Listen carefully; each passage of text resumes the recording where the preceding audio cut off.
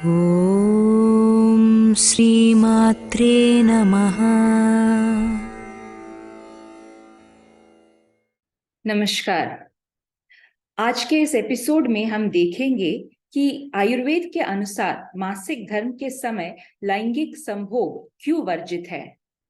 इस नियम की विशेषता ये है कि ये न केवल महिलाओं के लिए दिया गया है, बल्कि पुरुषों के लिए भी ये एक चेतावनी के रूप में दिया गया है। आयुर्वेद के ग्रंथों में ये लिखा है कि जो पुरुष मासिक धर्म वाली महिला के साथ संभोग करते हैं, उन्हें प्राण शक्ति की कमी होती है और परिणाम स्वरूप उनकी आयु में भी कमी हो जाती है। इस नियम के बारे में इंटरनेट पर काफी सारे वीडियोस ऑलरेडी बने हैं और वो सभी वीडियोस यही कहते हैं कि ये अंधविश्वास है। इसीलिए हमने सोचा कि इस विषय के ऊपर एक अलग वीडियो बनाने की आवश्यकता है। याद रखिए कि ये नियम सुश्रुत संहिता नामक आयुर्वेद ग्रंथ में दिया गया है। इसका मतलब ये है कि सुश्रुत जैसे महान ऋषि ने समाधि अवस्था में जो ज्ञान प्राप्त की, जिसे आयुर्वेद ग्रंथों में लिखते समय इस नियम को लिखना भी उचित और महत्वपूर्ण समझा। तो इस नियम को खारिज करने से पहले इसे एक बार आयुर्वेद की भाषा से समझने का प्रयास करें। इस नियम के पीछे 3 कारण है। इस नियम से जुड़ा पहला कारण जो आयुर्वेद में लिखा गया है, वो गर्भधारणा से जुड़ा हुआ है। आयुर्वेद में ये माना जाता है कि मासिक धर्म के तुरंत बाद लगभग चौथे दिन से लेकर 12वें दिन गर्भधारण के लिए बहुत अच्छे दिन माने जाते हैं। इसके अलावा अगर मासिक धर्म के पहले या दूसरे दिन संभोग होता है, तो पुरुष की आयु में कमी होगी, और अगर उस संभोग के कारण बच्चा जन्म लेता है, तो उस बच्चे की आयु भी बहुत कम होगी और वो या तो तुरंत या फिर जन्म के 10 दिन के अंदर उसकी मृत्यु होने की संभावना है।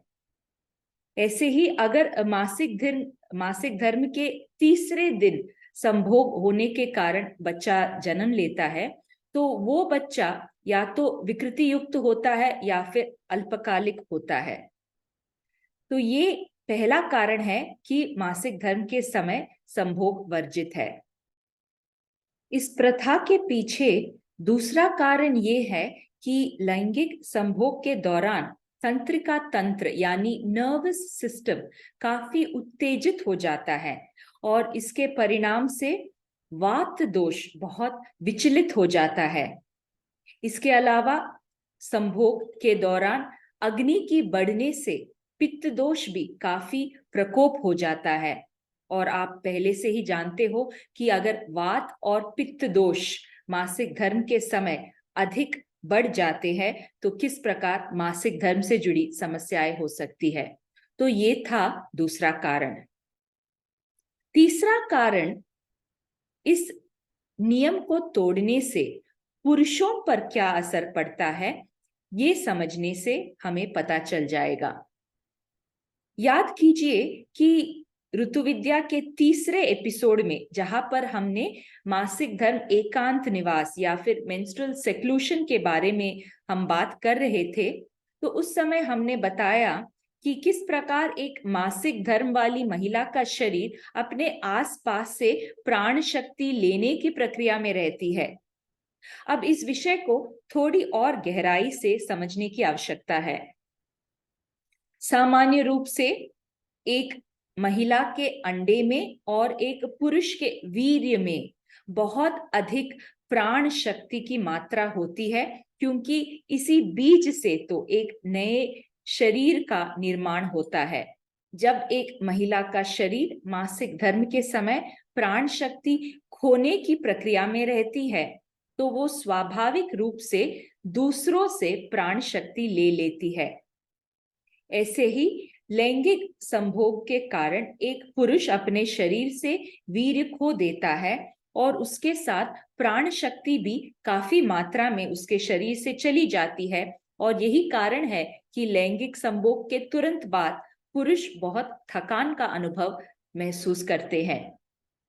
अगर इस समय वे एक मासिक धर्म वाली महिला के साथ संभोग करते हैं जो स्वाभाविक रूप से ही दूसरों के शरीर से प्राण लेने की प्रक्रिया में रहती है, अगर ऐसा हुआ तो उस पुरुष के शरीर से सामान्य रूप से भी अधिक मात्रा में प्राण शक्ति की कमी हो जाती है।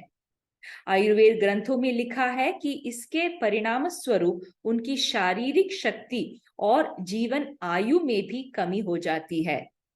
तो यही कारण है कि मासिक धर्म के दौरान पुरुषों को और महिलाओं को भी लैंगिक संभोग नहीं करना चाहिए। कई महिलाओं ने ये मुझसे साझा किया है कि किस प्रकार इस नियम के तोड़ने के कारण मासिक धर्म से जुड़ी समस्याओं का अनुभव हुआ है।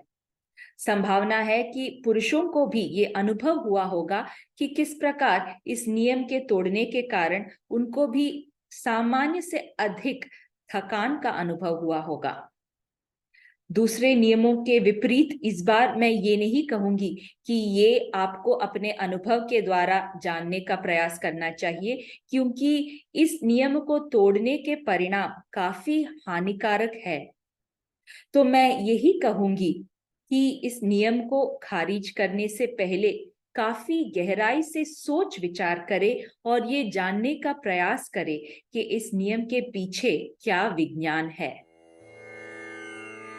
ॐ श्रीमात्रे नमः।